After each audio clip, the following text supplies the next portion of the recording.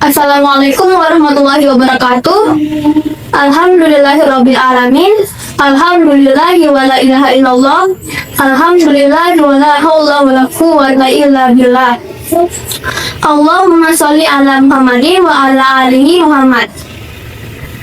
Insya Allah pada kesempatan kali ini saya dan kita akan menyampaikan kabar Islam hari ini tentang keistimewaan puasa Ramadan. Selamat menyimak dan semoga bermanfaat. Saudara-saudaraku yang baik hati, berikut ini saya sampaikan keistimewaan puasa Ramadan berdasarkan firman Allah Subhanahu wa taala dan hadis dari Nabi Muhammad SAW. Pertama, puasa adalah jalan meraih takwa. Dalilnya, Allah Subhanahu wa taala berfirman, "Wahai orang-orang yang beriman, diwajibkan atas kamu berpuasa sebagaimana diwajibkan atas orang sebelum kamu, agar kamu bertakwa." Quran Surah Al-Baqarah, surah kedua ayat 183. Kedua, puasa adalah penghalang dari siksa neraka. Dalilnya, dari Jabir bin Abdullah radhiyallahu anhu, Rasulullah Shallallahu alaihi wasallam bersabda, "Barang siapa melakukan puasa satu hari di jalan Allah dalam melakukan ketaatan kepada Allah, maka Allah akan menjauhkannya dari neraka sejauh perjalanan 70 tahun." Hadis riwayat Bukhari nomor 2840. Ketiga, puasa akan memberikan syafaat bagi orang yang menunaikannya. Dalilnya, dari Abdullah bin Amr radhiyallahu anhu, Rasulullah Shallallahu alaihi wasallam bersabda, "Puasa dan Al-Quran itu akan memberikan syafaat kepada seorang hamba pada hari kiamat kelak." Puasa akan berkata, "Wahai Rabbku, aku telah menahannya dari makan dan nafsu syahwat, maka perkenankan aku untuk memberikan syafaat kepadanya." Dan Al-Quran pun berkata, "Aku telah melarangnya dari tidur pada malam hari, maka perkenankan aku untuk memberikan syafaat kepadanya." Beliau Shallallahu alaihi wasallam bersabda, "Maka syafaat keduanya diperkenankan." Hadis riwayat Ahmad volume 2 halaman 174.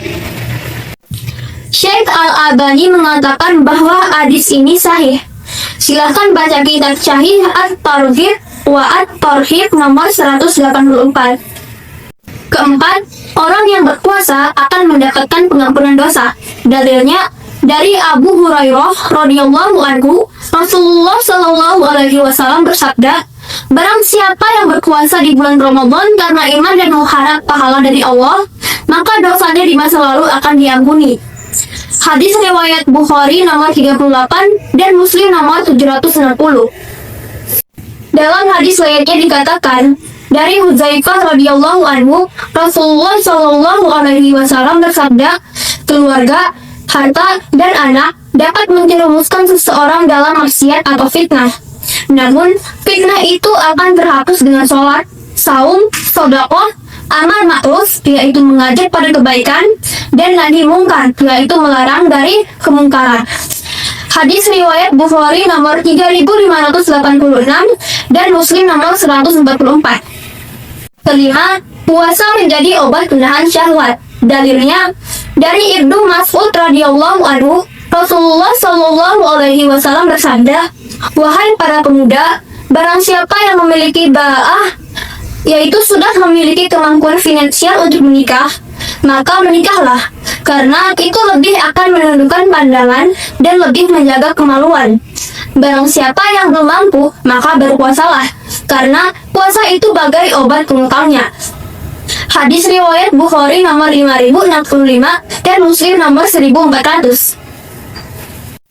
Imam Nawawi rahimahullah berkata bahwa puasa dapat mengekang syahwat dan mengekang kejelekan mani, sebagaimana orang yang sedang dikebiri.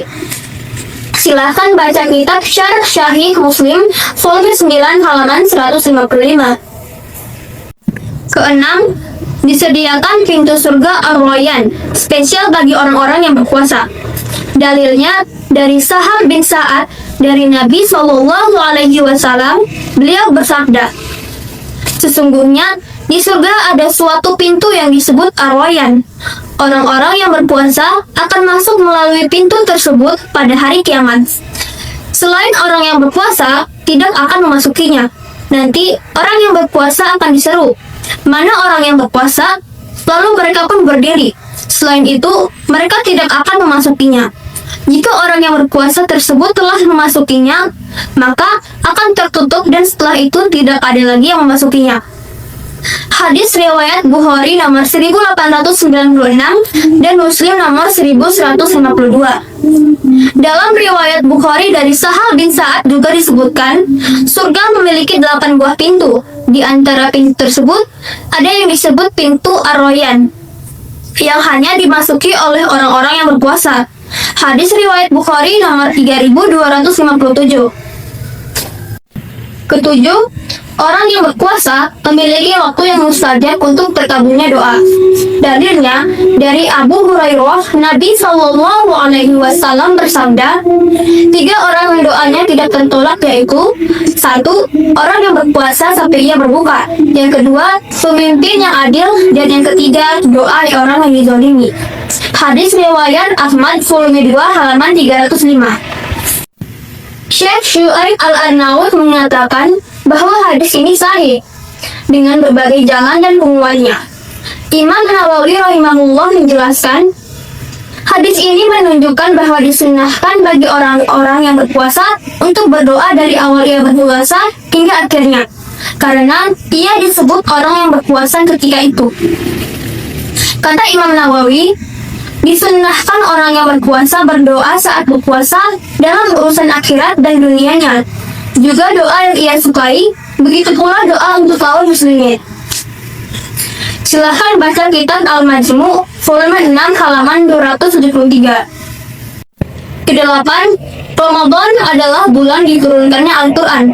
Dalilnya, Allah Subhanahu wa Ta'ala berfirman, bulan Ramadan adalah bulan yang di dalamnya diturunkan Al-Quran sebagai petunjuk bagi manusia dan penjelasan-penjelasan mengenai petunjuk itu dan pembeda antara yang benar dan yang batil.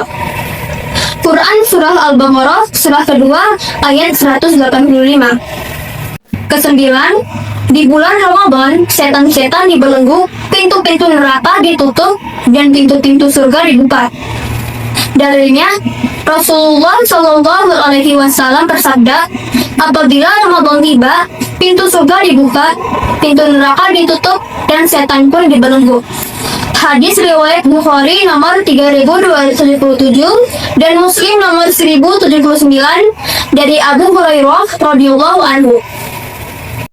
Kesepuluh, terdapat malam yang penuh kemuliaan dan keberkahan.